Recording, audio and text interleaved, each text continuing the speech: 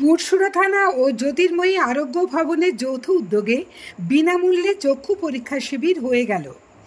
10 মে পুরসুরা থানা ও শিয়াখালা জ্যোতির্ময়ী আরোগ্য ভবনের যৌথ উদ্যোগে বিনামূল্যে চক্ষু পরীক্ষা শিবির অনুষ্ঠিত হল সোনারতরী লজে। উপস্থিত ছিলেন আরামবাগ এসডিপিও সুপ্রভাত চক্রবর্তী ও সিআই অরূপ ভৌমিক সহ পুরসুরা থানার ওসি এবং অন্যান্য পুলিশ কর্মীরা। এদিন পুরসুরা থানার পুলিশ, সিভিক ভলেন্টিয়ার ও স্থানীয় মানুষরা এই শিবিরে উপস্থিত হয়ে চোখের পরীক্ষা করান। দেখুন বিস্তারিত। সাধুবাদ প্রাপ্য এবং আমাদের পুরসুরা থানার ব্যবস্থাপনা এত সুন্দর একটা উদ্যোগ। এখানে আমি দেখছি, লাইন দেখে বুঝতে পারছি যে প্রচুরের অনেকেরই চোখের সমস্যা আছে।